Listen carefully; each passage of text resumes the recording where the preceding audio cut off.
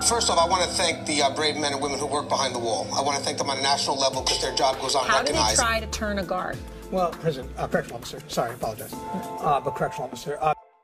How you guys doing today? It's Anthony Gangi, host of Tier Talk, and I want to discuss a valued member of the team that we may not realize exists. If that makes any sense. Especially for me, I didn't realize how valuable this person was until I started moving up in the chain of command from, frontline supervisor to administration. So when we go back from our sponsors, I'm going to discuss a valued member of the team that we may be overlooking. Someone that deserves a lot more credit. And again, someone you may not realize has tremendous value until you start moving up in your career and you start seeing how important this person is. So this may be a good eye-opener for those that are on that front line, not realizing how important this person may be. So guys, if you haven't, the show is Tier Talk, so please subscribe. When you can, interact to that community board I have going on. Make sure you hit that bell. That bell's going to notify you every time I post up a video, and if you get a chance, share the content. I would appreciate that greatly. I'm trying to get to that 10,000 subscribers, and I'm at 5,150 as of making this video. And when we come back from our sponsors, we're going to talk about that valued member of the team that we may be overlooking. I stand by for our sponsors. I wanted to attend a university that had an intelligence program. I wanted to look at problems different. I wanted to increase my critical thinking abilities. AMU offered those avenues to expand. Obtaining your degree as an adult, you're actually paying yourself and investing in yourself. You can't put a dollar on it, it's priceless. It's something that can never be taken away from you. American Military University. Learn from the leader. Thank you guys for listening to our sponsor. So when I'm talking about undervalue, the person I'm talking about is that person that has a good communication skill to de-escalate. But it goes beyond that as well, because there's a context here, because you can have good communication skill but just have a bad reputation or just a bad professional relationship with the inmate. So there's a context here. I mean, you got to have that good communication skill, but it's on top of that reputation that you have earned, that's positive reputation, that helps build that professional relationship with the inmates. Now guys, mind you, a positive relationship or a positive reputation takes a while to build. It's not something that happens overnight. A negative reputation is a little bit different. That can happen in a heartbeat. But the positive reputation is just something you've earned. And I think it definitely comes in the package of firm, fair, and consistent.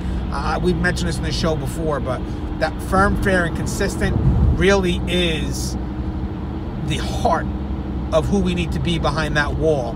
And that also sets us up for a very good reputation behind that prison wall, because again, we're talking about the relationship between inmates and staff. When you have that consistency, that fairness, being firm, you are kind of telling the inmates what to expect from you in regards to how you run things. And inmates do like that. Don't get me wrong. I know we talk about people manipulating the predictable, but this isn't being predictable. This is having an expectation that's expected from you, and the inmates being able to understand what you're about. And that consistency carries a lot of weight, especially in regards to that reputation that you're looking to have in a positive light.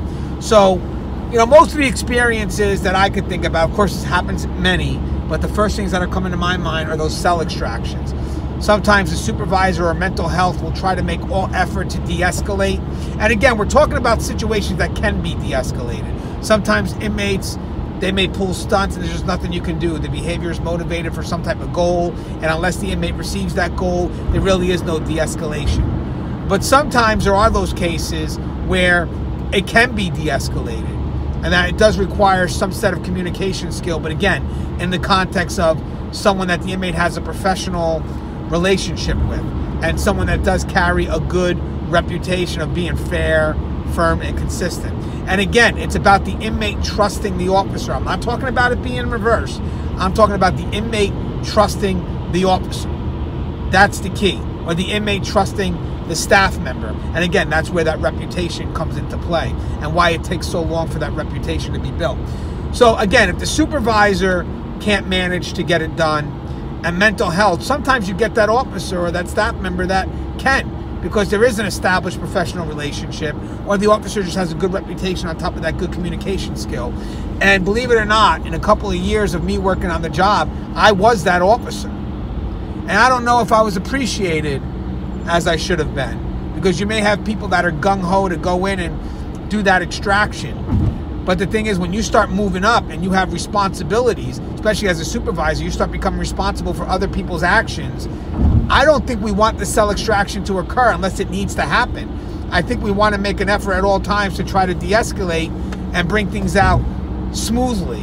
And again, it's because of the responsibility of other people's actions. But again, I'm not negating that responsibility. If you have to have it, if it has to happen, it happens. You keep things in line, it's done professionally, you're golden. But if there's a chance for it to de-escalate, I think that's great. And I think people from the administrative level will love that as well. They love the fact that there was an attempt. But think about that as well. I mean, liability-wise, there was an attempt to de-escalate. So think about that. And it just couldn't happen. But it shows we didn't just go in gung-ho. And again, this is outside of something emergent that forces us in right away. There are times where there is no time to de-escalate. You're going to have to run right in there and do what you got to do to get the job done. But there could be times where there is a chance to de-escalate. And are we able to do that? Are we getting the right people to do it? And I just wanted, for those people that may go underappreciated, those people that have that communication skill, that have built that reputation, that have that professional relationship with the inmates, I want to thank you. Because I don't think I've ever done that in my career. And again, I used to do it as an officer. I relied on these officers when I went to other facilities. When I started moving up, I rely on these officers now that have that de-escalation skill, along with that positive reputation that takes a while to build, and that ultimately that professional relationship with the inmate population. I just want to thank you. I think it's something that we don't think about a lot, but it definitely does work very well with our overall mission. So again, for those that are able to do that, those that we rely on, I'm sure any other supervisors watching this video or higher up management, I think that they owe you a sense of thanks. I think the front line also owes you a sense of thanks, because as they start to move up and they start to see the bigger picture, they start to see where the lawsuits can come in, they start to understand how valuable someone like you can be to the team. So again, thank you. I thought it's a great video and a good shout out to our people that are able to de-escalate through all their hard work and effort. As always, guys, the show is Tear Talk. If you haven't, please subscribe. When you can, interact to that community board. Guys, don't forget to hit that bell. That bell's going to notify you every time I post up a video. Share the content, please. I appreciate that. And as always, stay safe.